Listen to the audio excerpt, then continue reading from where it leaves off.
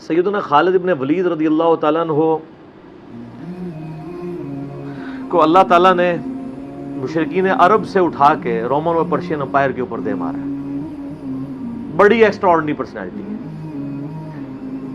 نبی علیہ السلام کی اعلان نبوت کے بعد 19 سال تک کافر رہے ہیں. اس 19 سالوں میں موت بھی آ سکتی تھی لیکن اللہ نے زندہ رکھا ہے. حتیٰ کہ غزوہ احد کے موقع پر نبی علیہ السلام کے جو 4 دانت شہید ہوئے ہیں، جو بخاری مسلم میں آتا ہے، حضرت خالد بن ولید کی وجہ سے ہوئے ہیں. انہوں نے وہ جب درہ چھوڑ دیا تھا عبداللہ ابن جبیر اور باقی ان کے ساتھیوں نے، عبداللہ ابن جبیر نے تو نہیں چھوڑا تھا، چند ساتھیوں نے، تو یہ پیچھے سے آگے حملہ آور ہوئے. اور نبی علیہ السلام کی بددعا ہے ان کے لیے. اس موقع پہ نبی علیہ السلام کی مبارک زبان سے نکل گیا، اللہ ایسی قوم کو کیسے ہدایت دے گا جنہوں نے اپنے نبی کا چہرہ خون سے رنگ دیا. تو سورہ ال عمران میں جہاں پہ صحابہ کرام کو اللہ تعالیٰ نے گرفت کی ہے نا 60 آیات میں کہ غزوہ احد پہ تم نے یہ غلطی کی، پھر اینڈ پہ معاف بھی فرما دیا. پہلی گرفت نبی علیہ السلام پہ آئی ہے، لیس لک من الامر شیء. اے نبی آپ کو تو کوئی اختیار نہیں، اللہ چاہے ان کو ہدایت دے دے. ہوئے ہوئے ہوئے ہوئے، اور اسی کو ہدایت بھی مل گئی. اسی پیگن کو اللہ نے اٹھایا ہے. پیگن انگلش میں کہتے ہیں بت پرست. آپ گوگل پہ جا کے لکھیں حضرت خالد بن ولید کا تعارف، کہ ایک عرب کا پیگن اللہ نے اٹھا کے اسے رومن اور پرشین امپائر الٹوا دیا. پھر 19 سال تو کفر میں گزرے ان کے، اسلام میں ان کے 19 سال نہیں گزرے سر، بمشکل 10-11 سال. لیکن انہوں نے اپنے 19 سالوں کے بھی سارے گناہ دھلوا دیے. جو کچھ کیا پھر، اور جو کچھ اللہ نے ان سے کام لیا. یہ ایک الگ سے تلخ حقیقت ہے کہ سیدنا خالد بن ولید سے نبی علیہ السلام کے مبارک زمانے میں بھی اور بعد میں بھی بحیثیت انسان کچھ غلطیاں ہوئی ہیں، بخاری مسلم میں رپورٹ ہوئی ہیں. لیکن کسی شخص کی چند ایک غلطیوں سے اس کا پورا پلڑا ادھر کا ادھر نہیں ہو جاتا. اللہ بھی قیامت والے دن نیکیوں اور برائیوں کو تولے گا. نیکیاں زیادہ ہوں گی تو پھر اس کو یہ نہیں کہا جائے گا کہ یہ تو نے اتنی بڑی برائی کیوں کی تھی، پھر وہ پاس ہو چکا ہے. چاہے کسی ایک سوال میں اس کے 0 نمبر بھی آئے ہوئے ہیں، پاس ہو چکا تو اس کا تانا بھی نہیں دیا جائے گا، نیور. تو 2-4 واقعات کو لے کے اس طریقے سے کسی بندے پہ چڑھائی کرنا یہ بالکل زیادتی والی بات ہے. سیدنا خالد بن ولید سیف اللہ ہیں، اس میں کوئی شک نہیں ہے. صحیح بخاری میں جو یہ حدیث کہتے ہیں نا، یہ حدیث بڑی مشہور ہے. غزوہ موتا کے موقع پر آپ کو پتہ ہے نبی علیہ السلام نے رومن امپائر کی طرف اپنا ایک ایلچی روانہ کیا تھا، خط بھیج کے. اس ایلچی کو قتل کر دیا گیا تھا، اور اس وقت ایلچی کا قتل اعلان جنگ ہوتا تھا. تو نبی علیہ السلام نے ایک لشکر روانہ کیا زید بن حارثہ کی قیادت میں. نبی علیہ السلام کے منہ بولا بیٹا جس کا نام قرآن میں، واحد صحابی جس کا نام قرآن میں زید. لیکن ساتھ ہی آپ نے فرمایا، صحیح بخاری میں الفاظ ہیں کہ اگر زید فوت ہو جائے، مسند احمد میں ڈیٹیل موجود ہے انہی الفاظ کے ساتھ، کہ زید فوت ہو جائے تو جعفر کو اپنا امیر بنا لینا. جعفر فوت ہو جائے، شہید ہو جائے، تو پھر عبداللہ بن رواحہ کو بنا لینا. اگر وہ بھی شہید ہو جائے پھر تو اپنی مرضی سے کسی کو امیر چن لینا. یہ مسند احمد میں. بخاری میں الفاظ ہیں کہ صحابہ کرام کہتے ہیں نبی علیہ السلام مدینہ شریف میں تھے اور آپ علیہ السلام کی آنکھوں سے مسلسل آنسو رواں تھے، اور آپ نے کہا کہ میرے زید کو شہید کر دیا.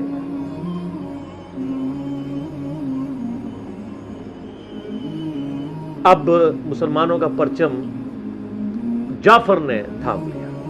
جعفر بھی حضور کے لاڈلے سے، آپ کو پتہ ہے، جعفر طیار حضرت علی کے بھائی، جن کے بارے میں بخاری میں آتا ہے کہ ان کے 2 بازو کٹ گئے تھے، تو آپ علیہ السلام فرمایا میں نے اسے جنت میں اڑتے ہوئے دیکھا، اللہ نے اس کو 2 پر دے دیے.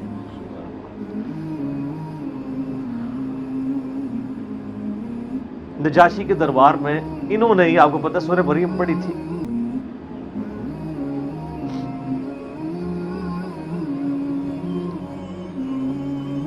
پھر آپ نے فرمایا کہ جعفر کو شہید کر دیا گیا. اب عبداللہ ابن رواحہ نے پرچم تھام لیا. پھر آپ نے فرمایا اسے بھی شہید کر دیا گیا. پھر آپ نے فرمایا اب اللہ کی تلواروں میں سے ایک تلوار کو مسلمانوں نے اپنا امیر چن لیا، اور میں اللہ سے امید کرتا ہوں اللہ تعالیٰ اس کے ہاتھ میں فتح دے گا، اور فتح ہو بھی گئی. یہ بخاری کی جو حدیث ہے نا، اس کے اوپر امام بخاری نے باب باندھا ہے مناقب خالد ابن ولید. حالانکہ اس میں خالد ابن ولید کا نام نہیں تھا, لیکن اس حدیث کے اوپر باب کیا باندھا؟ خالد ابن ولید, کیونکہ وہ سیف اللہ وہ تھے. سیوف من سیوف اللہ, اللہ کی تلواروں میں سے ایک تلوار کے ہاتھ میں جھنڈا آ گیا, اللہ تعالیٰ فتح دے دے گا, فتح ہو گئی. اس کے 3-4 طریقے بخاری میں, باقی طریق کے اندر نہ خالد ابن ولید کا نام بھی موجود ہے کہ خالد ابن ولید کے ہاتھ میں اب پرچم آ گیا, اللہ نے فتح دے دی. اچھا, اور وہ فتح یہ ہوئی کہ بہت بڑا لشکر سامنے سے آ گیا تھا, حضرت خالد بن ولید اپنے لشکر کو بچا کے واپس لے آئے. یہ غزوہ موتا تھا, اور صحیح بخاری میں آتا ہے کہ 9 تلواریں حضرت خالد کے ہاتھ میں ٹوٹی تھیں اس دن. 9 تلواریں اس جنگ کے اندر. واپس آ گئے. پھر بعد میں خیر وہ ایک رومن امپائر والا پھر یرموک پہ جا کے کنکلوژن ہوئی نا. یہاں پہ بخاری میں الفاظ ایک طریق میں خالد بن ولید ہیں, دوسری میں سیف اللہ, اور امام بخاری نے باب بھی باندھ دیا تو سیف اللہ ثابت ہو گیا. اسی حدیث کا جو طریق مسند احمد میں ہے اس میں الفاظ ہیں اللہ کی تلواروں میں سے ایک تلوار خالد ابن ولید. جامعہ ترمذی میں ایک حدیث صحیح سند کے ساتھ ہے کہ نبی علیہ السلام کے سامنے سے حضرت خالد ابن ولید گزرے تو آپ نے فرمایا کہ خالد بن ولید کتنا نیک بندہ ہے اللہ کا, اللہ کی تلواروں میں سے ایک تلوار ہے.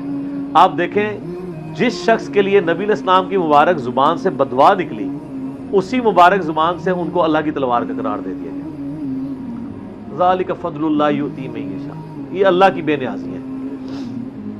آپ تو کسی ایسے شخص کو معاف بھی نہ کرتے جس کی وجہ سے نبی کے 4 دانت شہید ہوئے. اللہ دیکھیں کیسے کیسے مجرمین کو معاف کر کے کس ایپیکس پہ فائز کر دیتا ہے, بندے نہیں معاف کرتے. اس طریقے سے صحیح بخاری میں حدیث ہے, حضرت عبداللہ ابن عباس کہتے ہیں کہ مجھ سے سیف اللہ خالد ابن ولید نے خود یہ حدیث بیان کی.